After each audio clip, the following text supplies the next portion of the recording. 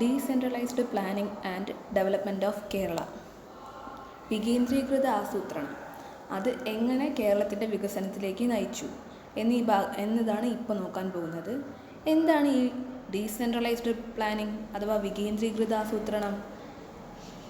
നമ്മുടെ 8th 5 year plan വരയ്ക്കും India follow ചെയ്തിട്ടുണ്ടായിരുന്നത് സെൻട്രലൈസ്ഡ് പ്ലാനിംഗ് സിസ്റ്റം ആയിരുന്നു. കേന്ദ്രീകൃതമായിട്ടുള്ള ഒരു പ്ലാനിംഗ് സിസ്റ്റം, സെൻട്രലിലായിരിക്കും എല്ലാം പ്ലാനിംഗ് ചെയ്യുന്നതും എക്സിക്യൂട്ട് ചെയ്യുന്നതും. പക്ഷേ 9th 5 year പ്ലാനോടുകൂടി ഇതിൽ മാറ്റം വന്ന് വികേന്ദ്രീകൃത ആസൂത്രണം എന്ന ആശയത്തിലേക്ക് എത്തുകയും അത് നടപ്പിലാക്കുകയും ചെയ്തു. ഇത് പ്രകാരം 73rd and 74th അമെൻമെൻറ്റിൻ്റെ പ്രധാന ഒബ്ജക്റ്റീവായിരുന്നു ഈ ഡീസെൻട്രലൈസ്ഡ് പ്ലാനിംഗ് എന്നുള്ളത്. ഇതിൽ നിന്നുമാണ് ലോക്കൽ ഗവൺമെൻറ് എന്നുള്ള ആശയം മുന്നോട്ട് വന്നത്. ഇതിൻ്റെ ഭാഗമായി 3 tier സിസ്റ്റം, ത്രിതല പഞ്ചായത്തുകൾ എന്നുള്ള സിസ്റ്റം വരികയും ചെയ്തു. ഈ ത്രിതല പഞ്ചായത്ത് സിസ്റ്റം എന്ന് പറയുന്നത് ഏറ്റവും താഴത്തെ ലെവലിൽ വില്ലേജ് പഞ്ചായത്ത് അഥവാ ഗ്രാമപഞ്ചായത്ത് എന്ന് പറയും. അത് കഴിഞ്ഞിട്ട് എന്താണെന്ന് വെച്ചാൽ ബ്ലോക്ക് പഞ്ചായത്ത് ആൻഡ് നെക്സ്റ്റ് ജില്ലാ പഞ്ചായത്ത്. ഇങ്ങനെ 3 ലെവലിലാണ് ലോക്കൽ ഗവൺമെൻറ്റ്സ് അറേഞ്ച് ചെയ്തിരിക്കുന്നത്. അപ്പോൾ ഇത് എന്ന് വെച്ചാൽ എന്തെങ്കിലും പ്ലാൻ ചെയ്യുമ്പോൾ അടിത്തട്ടിൽ നിന്നും ജനങ്ങളുടെ ആവശ്യങ്ങളിൽ നിന്നും സ്റ്റാർട്ട് ചെയ്ത് അത് സെൻറ്ററിലേക്ക് എത്തുന്ന രീതിയിലാണ് ഈ മെത്തേഡ് ഓഫ് പ്ലാനിംഗ് എന്ന് പറയുന്നത്. അപ്പോൾ എന്താണ് ഡീസെൻട്രലൈസ്ഡ് പ്ലാനിംഗ് എന്ന് കുറച്ച് ഡീറ്റെയിൽഡായിട്ട് പോകാം.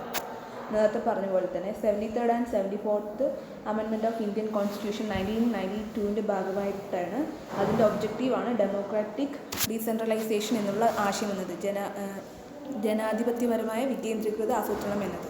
ഇതിൻ്റെ ഭാഗമായി സെൽഫ് ഗവൺമെൻറ് എന്നുള്ള ആശയം വരികയും ഈ സെൽഫ് ഗവൺമെൻറ് എപ്പോഴും നിലനിർത്തി കൊണ്ടുപോകാൻ വേണ്ടിയിട്ട് പീരിയോഡിക് ടൈമിൽ എലക്ഷൻസൊക്കെ നടത്തി അങ്ങനെ കൊണ്ടുപോകാനും തീരുമാനിച്ചു. ഈ 3 tier സിസ്റ്റം എന്ന് പറയുന്നത് ഈ ലോക്കൽ ഗവൺമെൻറ്റ്സിൻ്റെ കീഴിൽ വരുന്നതാണ്. ഇത് പ്രകാരം ഗ്രാമപഞ്ചായത്ത് എന്നുള്ളത് വില്ലേജ് ലെവലിലാണ് വരുന്നത്.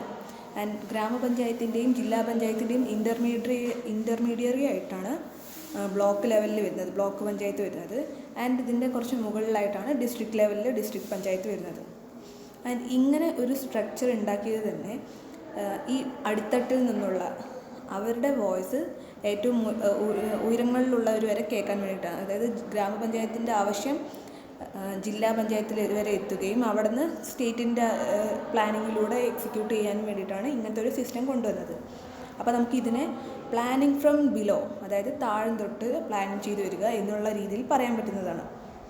ആൻഡ് ഇന്ത്യൻ ലെവലിലാണ് ഇത് 1992 ആക്റ്റായി വന്നത്. കേരളത്തിൽ Kerala panchayat raj act 1994, Kerala municipality act 1994ൻ്റെ ഭാഗമായിട്ടാണ് വികേന്ദ്രീകൃത ആസൂത്രണം ഇൻട്രൊഡ്യൂസ് ചെയ്തത്. അത് വളരെ നല്ല രീതിയിൽ തന്നെ കേരളത്തിൽ പ്രവർത്തിക്കുകയും ചെയ്തു. ആൻഡ് ഈ ഡീസെൻട്രലൈസ്ഡ് പ്ലാനിങ്ങിൻ്റെ ഭാഗമായി വികേന്ദ്രീകൃത ആസൂത്രണത്തിൻ്റെ ഭാഗമായിട്ടാണ് കേരളത്തിൽ പീപ്പിൾസ് പ്ലാൻ ക്യാമ്പയിൻ എന്നുള്ള ആശയം കൊണ്ടുവന്നത്. അത് ഓഗസ്റ്റ് 17, 1996 ഇൻട്രൊഡ്യൂസ് ചെയ്തത്. ഇതൊരു വികേന്ദ്രീകൃത ആസൂത്രണം നല്ല രീതിയിൽ പോകാൻ വേണ്ടിയിട്ടൊരു ബിഗ് ബാങ് അപ്രോച്ചായിട്ടാണ് എടുത്തത്. കാരണം പീപ്പിൾസ് പ്ലാൻ ക്യാമ്പയിൻ എന്ന് പറയുന്നതാണ് പ്ലാനിങ് നടത്തുന്നത് പീപ്പിൾസിൻ്റെ ജനങ്ങളുടേതോടുകൂടി ഡെമോക്രാറ്റിക് രീതിയിലാവണം എന്നുള്ള രീതിയിൽ എന്നതുകൊണ്ടാണ് പീപ്പിൾസ് പ്ലാൻ ക്യാമ്പയിൻ എന്നുള്ള ഇത് നടത്തിക്കൊണ്ടുവന്നത്. ആൻഡ് ഇത് 10th 5 year പ്ലാൻ ആകുമ്പോഴേക്കും 9th 5 year പ്ലാനിലാണ് ഡീസെൻട്രലൈസേഷൻ എന്നുള്ള ആശയം വന്നത്. 10th 5 year പ്ലാൻ ആകുമ്പോൾ ഈ ഡീസെൻട്രലൈസേഷനെ കുറച്ചുകൂടി ബെറ്റർ ആക്കാൻ വേണ്ടിയിട്ട് കേരളം ഈ ഡീസെൻട്രലൈസിനെ ഒരു റീനെയിം ചെയ്തു. കേരളത്തിൻ്റേതായിട്ട് അതിന് പറയുന്ന പേരാണ് കേരള ഡെവലപ്മെൻറ്റ് പ്ലാൻ എന്ന്. ആൻഡ് ഇത് 11th 5 year പ്ലാൻ ആകുമ്പോഴേക്കും പീപ്പിൾസ് പ്ലാനിങ് എന്നുള്ള രീതിയിലാക്കി. ഈ പീപ്പിൾസ് പ്ലാനിങ് എന്നുള്ളത് ജനങ്ങൾ തന്നെ പ്ലാൻ ചെയ്ത് അവരുടെ ആവശ്യങ്ങൾ മുന്നോട്ട് വയ്ക്കുന്ന അതിൻ്റെ പ്രയോറിറ്റി അനുസരിച്ച് കൊണ്ടുപോകുന്ന ആ രീതിക്കാണ്. ആൻഡ് 12th 5 year പ്ലാനിങ് ആകുമ്പോഴേക്കും കേരളത്തിൻ്റെ ഡീസെൻട്രലൈസേഷൻ എന്ന് പറയുന്നത് ഈ പ്ലാനിങ് പ്രോസസ്സിൽ യൂസ് ഓഫ് ഇൻഫർമേഷൻ ടെക്നോളജി അതുകൂടി ഉൾപ്പെടുത്തിക്കൊണ്ടുള്ള ഒരു പ്ലാനിങ് ആയിരുന്നു 12th 5 year പ്ലാൻ ആകുമ്പോഴേക്കും. നമ്മൾ പറഞ്ഞു 10th ഡീസെൻട്രലൈസേഷൻ എന്ന ആശയം കൊണ്ടുവന്നു. 10th അത് കേരള ഡെവലപ്മെൻറ്റ് പ്ലാൻ എന്നുള്ള ആശയത്തിലെത്തി. 11th ആകുമ്പോൾ പീപ്പിൾസ് പ്ലാനിങ് എന്നുള്ളതിനായിരുന്നു ഊന്നൽ നൽകിയത്. 12th ആകുമ്പോൾ ഈ പ്ലാനിങ് പ്രോസസ്സിൽ ഇൻഫർമേഷൻ ടെക്നോളജീൻ്റെയും കൂടി യൂസ് പറയുന്നുണ്ട്. കേരളത്തിൻ്റെ ഡീസെൻട്രലൈസേഷൻ എത്രയ്ക്ക് വർക്ക് ചെയ്യുന്നു എന്നുള്ളത് കാണിക്കാൻ തന്നെ നമുക്കിപ്പോൾ ഈ പറയുന്ന ഉദാഹരണങ്ങൾ മതി. കേരളത്തിൽ മൊത്തം ലോക്കൽ ഗവൺമെൻറ് എന്ന് പറയുന്നത് 1200 ലോക്കൽ ഗവൺമെൻറ് ഉണ്ട്. അതിൽ 941 ഗ്രാമപഞ്ചായത്തും 152 ബ്ലോക്ക് പഞ്ചായത്തും 14 ഡിസ്ട്രിക്ട് പഞ്ചായത്തും 87 മുനിസിപ്പാലിറ്റീസ് ആൻഡ് 6 മുനിസിപ്പൽ കോർപ്പറേഷനാണ് ഉള്ളത്. ഇവയുടെ എല്ലാം പ്രവർത്തനം തന്നെ ഏറ്റവും നല്ല രീതിയിൽ തന്നെ നടക്കുന്നതുമുണ്ട്. ആൻഡ് ഇതുപോലുള്ള ലോക്കൽ ഗവൺമെൻറ്റ്സിനെ ഫണ്ട് അലോക്കേഷൻ ചെയ്യുന്നത് 3 കാറ്റഗറി ആയിട്ടാണ്. ഇപ്പോൾ ഈ ലോക്കൽ ഗവൺമെൻറ്റ്സ് നടക്കുന്നു, അവരുടെ ആവശ്യങ്ങൾ ഉന്നയിക്കുന്നു, അതിൽ ആവശ്യമുള്ളത് ഏതാണെന്ന് തിരഞ്ഞെടുക്കുന്നു, അതിന് ഇവർക്ക് ഫണ്ട് കൊടുക്കുമല്ലോ. ഈ ഫണ്ട് പ്രൊവൈഡ് ചെയ്യുന്നത് 3 കാറ്റഗറി ആയിട്ടാണ്. ഫസ്റ്റ് എന്ന് പറയുന്നത് ജനറൽ സെക്ടർ, എല്ലാത്തിനുമായിട്ട് ബ്രോഡായിട്ടുള്ളത്. സെക്കൻഡ് വൺ എന്ന് പറയുന്നത് scheduled caste sub plan, and third എന്ന് പറയുന്നത് ട്രൈബൽ സബ് പ്ലാൻ. അങ്ങനെ 3 കാറ്റഗറി ആയിട്ടാണ് ഫണ്ട് അലോക്കേഷൻ നടത്തുന്നത്. ഇനി Kerala local government service delivery project, ഇത് കേരളത്തിൽ നടത്തിയത് 2011-12 എന്നുള്ള ഫിനാൻഷ്യൽ ഇയറിലായിരുന്നു. ഇത് ഈ ഫണ്ട് റൺ ചെയ്യാൻ വേണ്ടിയിട്ട്, അതായത് Kerala local government service delivery project run ചെയ്യാൻ വേണ്ടിയിട്ട് വേൾഡ് ബാങ്ക് ആണ് കേരളത്തിന് എയ്ഡ് കൊടുത്തത്. ഫിനാൻഷ്യൽ എയ്ഡ് പ്രൊവൈഡ് ചെയ്തത് വേൾഡ് ബാങ്ക് ആണ് 2011-12 കാലഘട്ടത്തിലാണ്. ഇതിൻ്റെ മെയിൻ ഒബ്ജക്റ്റീവ്, ഈ പ്രൊജക്റ്റിൻ്റെ മെയിൻ ഒബ്ജക്റ്റീവ് എന്ന് പറയുന്നത് enhance and strengthening the institutional capacity of the local government system in Kerala. അതായത് ഇതിൻ്റെ മെയിൻ ഒബ്ജക്റ്റീവ്, ഈ പ്രൊജക്റ്റിൻ്റെ മെയിൻ ഒബ്ജക്റ്റീവ് എന്ന് പറയുന്നത് കേരളത്തിൻ്റെ ലോക്കൽ ഗവൺമെൻറ് സിസ്റ്റത്തിനെ കൂടുതൽ അതിൻ്റെ ഇൻസ്റ്റിറ്റ്യൂഷൻ കപ്പാസിറ്റീനെ കൂടുതൽ എൻഹാൻസ് ചെയ്യുക, അതിനെ കൂടുതൽ എക്സ്പാൻഡ് ചെയ്യുക, സ്ട്രെങ്തൻ ചെയ്യുക എന്നുള്ള ഒബ്ജക്റ്റീവോട് കൂടിയാണ് Kerala local government service delivery project വന്നത്. ആൻഡ് നെക്സ്റ്റ് വൺ ആണ് പീപ്പിൾസ് പ്ലാൻ ക്യാമ്പയിൻ എന്ന് പറയുന്നത്. നമ്മൾ നേരത്തെ പറഞ്ഞു 1996 പീപ്പിൾസ് പ്ലാൻ ക്യാമ്പയിൻ എന്നുള്ള രീതിയിൽ കൊണ്ടുവന്നത്. അത് കേരളത്തിൻ്റെ ഒരു ബിഗ് ബാങ് അപ്രോച്ചായിരുന്നു ടുവേർഡ്സ് ഡീസെൻട്രലൈസ്ഡ് പ്ലാനിങ്. ഇത് പ്രകാരം ഒരു ഡെമോക്രാറ്റിക് പ്രോസസ്സായിരുന്നു ഇവർ പ്ലാനിങ്ങിനെ ഉപയോഗിച്ചിട്ടുണ്ടായിരുന്നത്. ഒരു ജനാധിപത്യ രീതിയോട് കൂടിയിട്ടാണ്, അതായത് വികേന്ദ്രീകൃത ആസൂത്രണം നടപ്പിലാക്കിയത് ജനാധിപത്യ രീതി അപ്രോച്ചോട് കൂടിയാണ്. ഇതിൽ നമ്മൾ പറഞ്ഞു 3 ടയർ സിസ്റ്റമാണ്. ത്രിതല പഞ്ചായത്തുകളുണ്ടായിരുന്നു, ഗ്രാമപഞ്ചായത്ത്, ബ്ലോക്ക് പഞ്ചായത്ത് ആൻഡ് ജില്ലാ പഞ്ചായത്ത്. ഇതിൽ എങ്ങനെയാണ് പ്രോസസ്സ് നടന്നിരിക്കുന്നത് എന്ന് വെച്ചാൽ, നമ്മളിപ്പോൾ ഓരോ ഗ്രാമപഞ്ചായത്തിലും ഗ്രാമസഭകൾ കൂടും. ഈ ഗ്രാമസഭകൾ കൂടുന്ന സമയത്ത് അവിടെയുള്ള ആൾക്കാർ, ജനങ്ങളെല്ലാവരും, എല്ലാ മെമ്പേഴ്സും, എല്ലാ സിറ്റിസൺസും 18 വയസ്സിന് മുകളിലുള്ള എല്ലാവരും ആ സഭ കൂടുകയും അതിലവരവരുടെ ആവശ്യങ്ങൾ ഉന്നയിക്കുകയും ചെയ്യും. ഈ ആവശ്യങ്ങൾ ലിസ്റ്റ് ചെയ്തിട്ട് അതിലേറ്റവും ടോപ്പ് പ്രയോറിറ്റി ആയിട്ടുള്ളത്, ഇപ്പോൾ ബേസിക് റോഡ്, ഇല്ലെങ്കിൽ റോഡ് റിലേറ്റഡ്, എഡ്യൂക്കേഷൻ ബന്ധപ്പെട്ടിട്ട്, ഇല്ലെങ്കിൽ ഹെൽത്ത് റിലേറ്റഡ് ആയിട്ടുള്ള കാര്യങ്ങൾക്ക് പ്രയോറിറ്റി നൽകുകയും അവയ്ക്കും ഊന്നൽ നൽകി ഇതൊക്കെ നടപ്പിലാക്കണം എന്ന് പറഞ്ഞ് നെക്സ്റ്റ് ഉള്ള ലെവലിലുള്ള ബ്ലോക്ക് പഞ്ചായത്തിലേക്ക് കൊടുക്കും. ബ്ലോക്ക് പഞ്ചായത്തിൽ ഇതിലേതാണ് ടോപ്പ് പ്രയോറിറ്റി ഉള്ളതെന്ന് നല്ല വെരിഫിക്കേഷൻ നടത്തുകയും അതിനുശേഷം അത് ബ്ലോക്ക് പഞ്ചായത്തിൻ്റെ അപ്രൂവലോടുകൂടി ഡിസ്ട്രിക്ട് പഞ്ചായത്തിലേക്ക് അയക്കുകയും ചെയ്യുന്നു. ഡിസ്ട്രിക്ട് പഞ്ചായത്ത് ഇത് എല്ലാ ഗ്രാമപഞ്ചായത്തിൻ്റെ ആവശ്യങ്ങളെല്ലാം കൂടി കളക്ട് ചെയ്ത് സ്റ്റേറ്റ് പ്ലാനിംഗ് ബോർഡിലേക്ക് അയക്കുകയാണ് ചെയ്യുന്നത്. അവിടെ നിന്നുമാണ് പ്രോഗ്രാംസ് ഇംപ്ലിമെൻറ്റ് ചെയ്യുന്നത്. അപ്പോൾ ഇതെന്ന് പറയുന്നത് എന്താണ്, ബോട്ടം അപ്പ് പ്ലാനിംഗ് ആണ്. അപ്പോൾ ഇതിനെ ഒരു ഡെമോക്രാറ്റിക് രീതിയാണുള്ളത്. ഇതിനെയാണ് പീപ്പിൾസ് പ്ലാൻ ക്യാമ്പയിൻ എന്ന് പറയുന്നത്. അവരുടെ ആവശ്യങ്ങൾ അവർ തന്നെ ഉന്നയിച്ച് അതിൽ നിന്നും പ്രയോറിറ്റി ഉള്ളത്, ഇമ്പോർട്ടൻ്റ് ആയിട്ടുള്ളത് തിരഞ്ഞെടുത്ത് അതിലേക്ക് വേണ്ട പ്ലാനിങ്ങും ഇതൊക്കെ നടത്തി ഫണ്ട് അലോക്കേറ്റ് ചെയ്ത് അത് നടപ്പിലാക്കുന്നു. ഈ മെത്തഡോളജിയിൽ നമുക്ക് എന്ത് പറയാൻ പറ്റും, ഈ രീതിയിൽ നടത്തുന്നതിനെ ബോട്ടം അപ്പ് പാർട്ടിസിപ്പേറ്ററി പ്ലാനിങ് എന്ന് പറയാം. ഇത് കൂടുതൽ ഡെവലപ്പ് ആയത് കേരളത്തിലാണ് നല്ല രീതിയിൽ വർക്ക് ചെയ്യുന്നത്. അപ്പോൾ ഇത്രയാണ് decentralised planning and development of Kerala എന്ന് പറയുന്നത്. ഡീസെൻട്രലൈസ്ഡ് പ്ലാനിങ് എന്താണെന്നും അത് ഏത് ആക്ട് വഴിയാണ് വന്നതെന്നും കേരളത്തിൽ അത് എത്ര നന്നായി വർക്ക് ചെയ്യുന്നുണ്ടെന്നും നമ്മളിതിലൂടെ നോക്കി. Next one is land reforms in Kerala. Land reforms in Kerala എന്ന് പറയുന്നത് കേരളത്തിൻ്റെ സോഷ്യൽ വെൽഫെയർ ഓറിയൻറ്റഡ് ആയിട്ടുള്ള പ്രോഗ്രാമിന് ഏറ്റവും സ്ട്രെങ്തൻ നൽകിയ ഒന്നാണ് ലാൻഡ് റിഫോംസ് എന്ന് പറയുന്നത്. ഇതൊരു റെവല്യൂഷണറി മെത്തേഡായിരുന്നു, വിപ്ലവകരമായിട്ടുള്ളൊരു റിഫോമാണ് ഈ ലാൻഡ് റിഫോംസിൽ ഉണ്ടായിരിക്കുന്നത്. അത് കേരളത്തിൻ്റെ സോഷ്യൽ വെൽഫെയറിന് വേണ്ടിയിട്ട്. അത് നമുക്ക് എടുത്തു പറയാൻ പറ്റുന്നത് അബോളിഷൻ ഓഫ് ടെനൻസി, അതായത് കുടിയാൻ വ്യവസ്ഥ ഇല്ലാതാക്കുകയും ജന്മി വ്യവസ്ഥകളൊന്നും ഇല്ലാതാക്കുകയും ലാൻഡ് കൃഷി ചെയ്യുന്ന ആൾക്കെന്നെ നൽകുക എന്നുള്ള ആശയത്തോടു കൂടി വന്ന ഈ ലാൻഡ് റിഫോംസ് ഏറ്റവും എടുത്തു പറയേണ്ട ഒന്നാണ് കേരളത്തിൻ്റെ സോഷ്യൽ വെൽഫെയറിനെ പറ്റി പറയുമ്പോൾ. അപ്പോൾ ഈ ലാൻഡ് റിഫോംസിൻ്റെ ഒബ്ജക്റ്റീവ്സ് എന്തൊക്കെയായിരുന്നു എന്ന് നോക്കാം. ഒബ്ജക്റ്റീവ് എന്ന് പറയുന്നത് abolition of intermediaries between state and tiller. അതായത് നമ്മൾ പറഞ്ഞു കർഷകനും ഈ സ്റ്റേറ്റും തമ്മിലുള്ള ആ റിലേഷൻ, അവിടെ ഒരു ഇൻ്റർമീഡിയറി ഉണ്ടാവുമല്ലോ, ഒരു ഇടനിലക്കാരൻ ഉണ്ടാവുമല്ലോ, ഇവർക്ക് കിട്ടുന്ന ഫണ്ടൊക്കെ മിസ്യൂസ് ചെയ്യുന്ന ഒരു ഇടനിലക്കാരൻ. ഇങ്ങനെ ഒരു ഇടനിലക്കാരൻ ഇല്ലാതെ ആ ഇൻ്റർമീഡിയറി എന്നുള്ളതിനെ അബോളിഷ് ചെയ്തു ചെയ്യണം എന്നുള്ളതാണ് ഈ ലാൻഡ് റിഫോംസിൻ്റെ ഫസ്റ്റത്തെ ഒബ്ജക്റ്റീവ്. രണ്ടാമത്തേത് എന്ന് പറയുന്നത് കൃഷി ചെയ്യുന്ന കർഷകനെ അവരുടെ ലാൻഡിൻ്റെ സെക്യൂരിറ്റി കൊടുക്കുക, അതായത് conferment of security of tenancy on cultivating tenant. കൃഷി ചെയ്യുന്ന കർഷകനെ ഒരു മിനിമം സെക്യൂരിറ്റീസ് പ്രൊവൈഡ് ചെയ്യുക എന്നുള്ളത്. റെഗുലേഷൻ ഓഫ് റെൻ്റ് ഇങ്ങനെ അപ്പോൾ കൂട്ടിക്കൊണ്ടിരിക്കുന്ന ഒരു വ്യവസ്ഥ ഉണ്ടായിരുന്നു.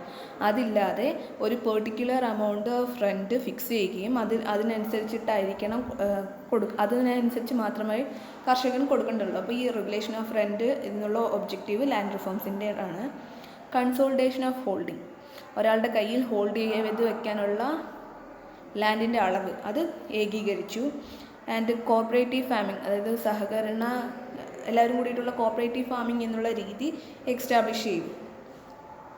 ഇത്രയുമാണ് ഇതിൻ്റെ ഒബ്ജക്റ്റീവ്. എന്താണ്? ഇൻ്റർമീഡിയറീസ് ഇല്ലാതാക്കുക, മിനിമം സെക്യൂരിറ്റീസ് എൻഷ്യൂർ ചെയ്യുക, റെൻ്റ് റെഗുലേറ്റ് ചെയ്തു, ഈ ലാൻഡ് ഹോൾഡിങ്ങിനെ എന്ത് ചെയ്തു? കൺസോളിഡേറ്റ് ചെയ്തു, ഏകീകരിച്ചു. ആൻഡ് കോർപ്പറേറ്റീവ് ഫാമിംഗ് എന്നുള്ള സിസ്റ്റം കൊണ്ടുവന്നു. കൊണ്ടുവരണം എന്നിവയൊക്കെയാണ് ഇതിൻ്റെ മെയിൻ ഒബ്ജക്റ്റീവ് എന്ന് പറയുന്നത്. ആൻഡ് ഈ ഒബ്ജക്റ്റീവ് അറ്റൈൻ ചെയ്യാൻ വേണ്ടിയിട്ട് ഒരുപാട് റിഫോംസ് വന്നിട്ടുണ്ട്. അതിൽ ഓരോന്നായിട്ട് നോക്കാം. കേരളം ഫോം ചെയ്തത് 1956, അന്ന് തൊട്ട് ഒരുപാട് റിഫോംസ് വന്നിട്ടുണ്ട്. അതിലത്തെ കുറച്ചെണ്ണമാണ് Kerala stay of eviction proceeds act 1957, Kerala land tax act 1957, Kerala agriculturist ഡെപ്റ്റ് relief act 1958, Kerala tenancy improvements act 1958, Kerala agrarian reforms act 1960, the Kerala Reforms Act 1963, the Kerala Land Reforms Amendment Act 1969. ഇതിൽ ലാസ്റ്റ് പറഞ്ഞ the Kerala land reforms amendment act 1969 ആണ് കുറച്ചുകൂടി important. ഇത് ആക്റ്റായിട്ട് 1969 വന്നെങ്കിലും പ്രാബല്യത്തിൽ വന്നത് 1 ജനുവരി 1970 ജനുവരി 1 ഇത് പ്രാബല്യത്തിൽ വന്നത്. ഈ ആക്ടിൻ്റെ മെയിൻ ഒബ്ജക്റ്റീവ്സ് എന്താണെന്ന് പറഞ്ഞു വെച്ചാൽ ഈ കുടികിടപ്പുകാരും കർഷകർക്കൊക്കെ ടെനൻ്റ്, അതായത് കുടിയാനൊക്കെ ബെനിഫിറ്റ് കിട്ടുക എന്നുള്ളതാണ് ഫസ്റ്റ് ഒബ്ജക്റ്റീവ് ഈ ആക്ടിൻ്റെ. ആൻഡ് ഈ ടെനൻ്റ് എന്നുള്ള കാറ്റഗറിയിൽ, അതായത് കുടിയാൻ എന്നുള്ള കാറ്റഗറിയിൽ ഉൾപ്പെടാത്ത കർഷകരുണ്ടാവും. ആ കർഷകർക്കും ഇതിൻ്റെ ബെനിഫിറ്റൊക്കെ എൻഷ്യൂർ ചെയ്യുക. ആൻഡ് ഇൻ്റർമീഡിയറീസ്, നേരത്തെ പറഞ്ഞ പോലെ തന്നെ ഇടനിലക്കാർ, സ്റ്റേറ്റും കർഷകരും തമ്മിൽ അവരുടെ ഇടയിലുള്ള ആ ഇൻ്റർമീഡിയറിനെ ഇല്ലാതാക്കുക. ആൻഡ് കുടികിടപ്പുകാർക്കുള്ള ബെനിഫിറ്റ് ഫണ്ട് എൻഷ്യൂർ ചെയ്തു. കുടികിടപ്പുകാർക്കുള്ള ബെനിഫിറ്റ് ഫണ്ടായിട്ട് 10 ലക്ഷത്തിൽ കുറയാത്ത ഒരു എമൗണ്ട് അവർക്ക് കുടികിടപ്പുകാർക്കുള്ള ബെനിഫിറ്റ് ഫണ്ടായിട്ടും കൊടുക്കാൻ തുടങ്ങി. ഈ 4 അതിൻ്റെ മെയിൻ ഒബ്ജക്റ്റീവ്. എന്തൊക്കെയാണ്? മോർ ബെനിഫിറ്റ്, കുടികിടപ്പുകാർക്കും പാട്ടത്തിൽ കൃഷി ചെയ്യുന്നവർക്കും ബെനിഫിറ്റ് ഉറപ്പ് ചെയ്യുക. ഈ ടെനൻറ്റിൽ വരാത്ത ബാക്കിയുള്ളവർക്കും ബെനിഫിറ്റ് എൻഷ്യൂർ ചെയ്യുക. ഇൻ്റർമീഡിയറീസ് ഇല്ലാണ്ടാക്കുക. കുടികിടപ്പുകാർക്കുള്ള ബെനിഫിറ്റ് ഫണ്ട് കൊണ്ടുവരിക. ഈ ലാൻഡ് റിഫോംസ് കൈവരിക്കുവാൻ വേണ്ടിയിട്ട് സ്വീകരിച്ച മെഷേഴ്സാണ് ഇനി നോക്കാൻ പോകുന്നത്. Measures of land reforms in Kerala. അതിൽ first abolition of intermediaries, tenancy reforms, land ceiling. അപ്പോൾ അബോളിഷൻ ഓഫ് ഇൻ്റർമീഡിയറീസ് എന്ന് പറഞ്ഞു വെച്ചാൽ എന്താണ്? അവിടെ ആ സ്റ്റേറ്റിനെയും കൃഷി ചെയ്യുന്ന ആൾക്കാരും തമ്മിൽ ഉള്ള അതിൻ്റെ ഇടയിലുള്ള ഒരു ഇടനിലക്കാരനെ ഇല്ലാതാക്കുക, എലിമിനേറ്റ് ചെയ്യുക എന്നുള്ള ഒരു മെഷറാണ് ഫസ്റ്റ് യൂസ് ചെയ്തത്. ഇതുകൊണ്ട് തന്നെ ഈ കുടിയാന്മാർക്കും കുടികിടപ്പുകാർക്കും ലാൻഡ് ഓണറായി. അത്രയും കാലം അവിടെ ഇടനിലക്കാരായിരുന്നു അതിൻ്റെ ലാൻഡ് ഓണറായി നിന്നിട്ടുണ്ടായിരുന്നത്. ഈ അബോളിഷൻ ഓഫ് ഇൻ്റർമീഡിയറീസ് വന്നതോടുകൂടി, ഇടനിലക്കാർ ഇല്ലാതാക്കിയതോടുകൂടി ഈ കുടികിടപ്പുകാർ അഥവാ കുടിയാൻ എന്ന് പറയുന്നവർ ആ സ്ഥലത്തിൻ്റെ ഓണറായി. അത്രയും കാലം പാട്ടത്തിനടുത്ത് ചെയ്തവർ അവരിപ്പോൾ ലാൻഡ് ഓണറായി. അതുപോലെ തന്നെ ഈ ജന്മികളിൽ നിന്നുള്ള ആ എക്സ്പ്ലോയിറ്റേഷൻ തന്നെ ഇല്ലാതാക്കി, അത് അവസാനിച്ചു. ഈ അബോളിഷൻ ഓഫ് ഇൻ്റർമീഡിയറി വന്നതുകൊണ്ടുള്ള ഗുണം എന്താണെന്ന് വെച്ചാൽ കുടിയാന്മാരെ എക്സ്പ്ലോയിറ്റ് ചെയ്യുന്ന ആ രീതി തന്നെ അവസാനിച്ചു, ജന്മിത്ത വ്യവസ്ഥ അവസാനിക്കുകയാണ് ചെയ്തത്. രണ്ടാമത്തെയാണ് ടെനൻസി റിഫോംസ്. ടെനൻസി റിഫോംസ് എന്ന് പറയുന്നത് ഇവർക്കിങ്ങനെ ലാൻഡ് കൊടുക്കുന്നതോടുകൂടി ഈ ലാൻഡിനെ ജന്മാവകാശമായി മാറുകയും ചെയ്തു. അതായത് 25 ലക്ഷത്തോളം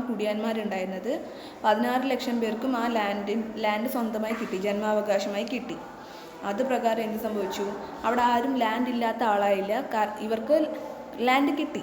സോ അത്രയും കാലം അവർ ലാൻഡ് യൂസ് ചെയ്യുന്നതിന് റെൻറ്റ് കൊടുക്കുന്നുണ്ടായിരുന്നു. ഈ റെൻറ്റ് പിന്നീട് തൊട്ട് അവർക്ക് കൊടുക്കേണ്ടി വന്നില്ല. കാരണം എന്താണ്, ആ കൃഷി ചെയ്യുന്നവർ തന്നെയായിരുന്നു ആ ലാൻഡിൻ്റെ ഓണറായി മാറിയത്. ഇത് ഈ ടെനൻസി റിഫോംസിൻ്റെ ഭാഗമായിട്ടാണ് വന്നത്. ടെനൻസി റിഫോംസ് അവരുടെ ജന്മാവകാശമായി അവർക്ക് റെൻറ്റ് കൊടുക്കേണ്ട ആവശ്യം ഉണ്ടായിരുന്നില്ല. And next one is land ceiling. Land ceiling എന്ന് പറയുന്നത് ഒരു പരിമിതി കൊണ്ടുവന്നു. അതായത് കയ്യിൽ ഹോൾഡ് ചെയ്ത് വെക്കാവുന്ന ഒരു വ്യക്തിയുടെ കയ്യിൽ ഹോൾഡ് ചെയ്ത് വെക്കാവുന്ന ലാൻഡിൻ്റെ ഒരു ലിമിറ്റ് ഫിക്സ് ചെയ്യുകയാണ് ചെയ്തത്. ഇത് ശ്രീ അച്യുതമേനോൻ ഗവൺമെൻറ്റിൻ്റെ കാലഘട്ടത്തിലായിരുന്നു ഇത് നടപ്പിലാക്കിയത്. ഈ ലാൻഡ് സീലിംഗ് എന്ന് പറയുന്നത് കേരള ലാൻഡ് റിഫോംസ് ആക്ട് 1969 ഭാഗമായിട്ട് ശ്രീ അച്യുതമേനോൻ ഗവൺമെൻറ്റിൻ്റെ സമയത്ത് കൊണ്ടുവന്നതാണ്. ഇത് പ്രകാരം ഒരു വ്യക്തിയുടെയോ ഇല്ലെങ്കിൽ ഒരു ന്യൂക്ലിയർ ഫാമിലീൻ്റെ കീഴിൽ 5 പേരിൽ കുറവിലുള്ള ന്യൂക്ലിയർ ഫാമിലീൻ്റെ കീഴിൽ കയ്യിൽ ഹോൾഡ് ചെയ്ത് വയ്ക്കാവുന്ന ലാൻഡ് എന്ന് പറയുന്നത് 5 ഏക്കർ മാത്രമാണ്. പിന്നെ ഓരോ മെമ്പർ കൂടുന്തോറും അതിനനുസരിച്ച് ഓരോ ഏക്കർ കൂട്ടാൻ പറ്റും. അങ്ങനെ 5 എന്നുള്ളതാണ് ഫിക്സ് ചെയ്ത് വെച്ചിരിക്കുന്ന ലാൻഡ് സീലിംഗ് എന്ന് പറയുന്നത്. അതിൽ കൂടുതൽ അവരുടെ കയ്യിൽ ഹോൾഡ് ചെയ്ത് വെച്ചിട്ടുണ്ടെന്നുണ്ടെങ്കിൽ അതിൽ കൂടുതൽ ലാൻഡ് അവരുടെ പേരിൽ ഉണ്ടെന്നുണ്ടെങ്കിൽ ആ ലാൻഡ് എന്ത് ചെയ്യും, ആ ലാൻഡ് കൃഷി ചെയ്യുന്ന ലാൻഡ് ഇല്ലാത്ത കർഷകർക്ക് വീതിച്ച് നൽകുകയാണ് ചെയ്യുന്നത്. ആൻഡ് ഇതിപ്പോൾ ഒരു ഇൻഡിവിജ്വൽ ഇല്ലെങ്കിൽ ഫാമിലീൻ്റെ കാര്യം പറഞ്ഞത്. ഇനി ഇത് കമ്പനീസോ അസോസിയേഷനോ ആണെന്നുണ്ടെങ്കിൽ അവർക്ക് ഫിക്സ് ചെയ്തിരിക്കുന്ന ലാൻഡിൻ്റെ അളവ് എന്ന് പറയുന്നത് 10 ഏക്കറാണ്. ഇപ്പോൾ ഒരു കമ്പനീൻ്റെ മാക്സിമം ഹോൾഡ് ചെയ്ത് വെക്കാവുന്നത് 10 ഏക്കറാണ്. അപ്പോൾ അതിൽ കൂടുതൽ ലാൻഡ് അവർ ഹോൾഡ് ചെയ്ത് വെക്കുകയാണെന്നുണ്ടെങ്കിൽ അത് ഗവൺമെൻറ് കളക്ട് ചെയ്യുകയും ലാൻഡ് ഇല്ലാത്ത കർഷകർക്ക് അത് റീഡിസ്ട്രിബ്യൂട്ട് ചെയ്യുകയും ചെയ്യുന്നു. അപ്പോൾ ഈ ലാൻഡ് സീലിംഗ് എന്ന് പറയുന്നത് ഒരു മാക്സിമം ഒരു പേഴ്സൻ്റേജിൽ ഹോൾഡ് ചെയ്ത് വയ്ക്കാവുന്നത് 15 ഏക്കറാണ്. അതിൽ കൂടുതൽ ഉണ്ടെന്നുണ്ടെങ്കിൽ അത് ലാൻഡ് ലോഡിൽ നിന്ന് കളക്ട് ചെയ്തിട്ട് തിരിച്ച് അഗ്രികൾച്ചർ ലേബറിലേക്ക് റീഡിസ്ട്രിബ്യൂട്ട് ചെയ്യുന്നു. ഇത്രയുമാണ് ഈ മെഷേഴ്സ് നടന്നത്. Abolition of intermediaries, tenancy reforms, land ceiling. And ഇതിൻ്റെ ഈ റിഫോംസൊക്കെ നടത്തിയതുകൊണ്ടുള്ള കേരളത്തിനുണ്ടായ അച്ചീവ്മെൻറ്റ് എന്തൊക്കെയാണെന്ന് വെച്ചാൽ, ലാൻഡ് ലോഡ് എന്നുള്ളത് ജന്മിത്വം എന്നുള്ള അവസ്ഥ ഇല്ലാതാക്കി, അത് അബോളിഷ് ചെയ്തു. രണ്ടാമത്തെ എന്ന് പറയുന്നത് എന്താണ്, the structure of ownership and operation of land holding change ആയി. ആദ്യം ഇൻ്റർമീഡിയറീസ് ആയിരുന്നു ലാൻഡ് ഹോൾഡ് ചെയ്ത് വെച്ചിട്ടുണ്ടായിരുന്നത്. ഇപ്പം എന്ത് സംഭവിച്ചു, അവിടെ ഇൻ്റർമീഡിയറി എന്നുള്ള സംഭവം ഇല്ലാതായി. അതുപ്രകാരം ആ ലാൻഡ് ഹോൾഡിങ്ങിൻ്റെ ഓപ്പറേഷൻ ആൻഡ് ഓണർഷിപ്പ് ഇതിൻ്റെ ആ സ്ട്രക്ചർ തന്നെ മാറുകയാണ് ചെയ്തത്. ലാൻഡ് ഇല്ലാത്തവർക്ക് ലാൻഡ് കിട്ടി, കൃഷി ചെയ്യുന്ന കർഷകർക്ക് അവരുടെ ലാൻഡ് അവരുടേതായി കിട്ടി, സ്വന്തമായിട്ട് കിട്ടി. ഇത് രണ്ടാമത്തെ അച്ചീവ്മെൻറ്റാണ്. ഫസ്റ്റ് അച്ചീവ്മെൻറ്റ് ലാൻഡ് ജന്മിത്വ വ്യവസ്ഥ ഇല്ലാതാക്കി. രണ്ടാമത്തത് അതിൻ്റെ സ്ട്രക്ചർ, ലാൻഡ് ഹോൾഡിങ്ങിൻ്റെ സ്ട്രക്ചർ മാറി. മൂന്നാമത്തേതെന്ന് വെച്ചാൽ ഈ അധികമുള്ള ലാൻഡ്, ഈ ലാൻഡ് സീലിംഗിൽ ഫിക്സ് ചെയ്ത് വെച്ചിരിക്കുന്ന ലാൻഡില്ലേ, അതിൽ കൂടുതൽ ഭൂമി കൈവച്ചിരിക്കുന്നത് മാർജിനലൈസ്ഡ് ഗ്രൂപ്പിലേക്ക്, മാർജിനലൈസ്ഡ് സെക്ഷനിലേക്ക് റീഡിസ്ട്രിബ്യൂട്ട് ചെയ്തു ഗവൺമെൻറ് അത് കളക്ട് ചെയ്തിട്ട്. പിന്നെ എല്ലാ കുടിയാന്മാർക്കും എന്തായി, ലാൻഡ് കിട്ടി, സ്വന്തമായിട്ട് കിട്ടി. ഇത്രയും കാലം ടെനൻ്റായിട്ട് നിന്നത് അവർക്ക് സ്വന്തമായിട്ട് ഭൂമി കിട്ടി. ആൻഡ് ഇതിൻ്റെ ഭാഗമായിട്ട് നമുക്ക് അച്ചീവ് ചെയ്തത് എന്താണെന്ന് വെച്ചാൽ reduce inequality among the people. ആദ്യം ലാൻഡ് ഹോൾഡ് ചെയ്ത് വെച്ചിരിക്കുന്നത് ഒരാളുടെ കയ്യിലാണ്. 10 ഏക്കർ 20 ഏക്കർ ഒരാളുടെ കയ്യിൽ തന്നെയാണ് ഹോൾഡ് ചെയ്ത് വെച്ചിരിക്കുന്നത് വെച്ചാൽ കുറച്ച് പേരുടെ കയ്യിൽ അവിടെ ലാൻഡ് ഉണ്ടാവില്ല.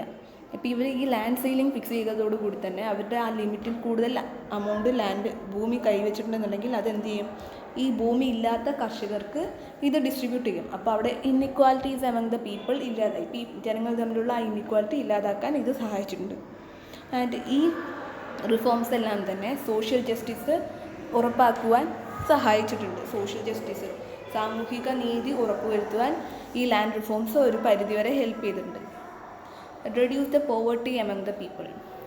ഈ കർഷകർ കൃഷി ചെയ്യുന്നുണ്ടെങ്കിൽ കൂടി, അഗ്രികൾച്ചർ നടത്തുന്നുണ്ടെങ്കിൽ കൂടി അവർക്ക് അവരുടെ ദാരിദ്ര്യം എന്ന് പറയുന്നത് ഹൈ ആയിട്ടിരിക്കുന്ന സിറ്റുവേഷനിലായിരുന്നു.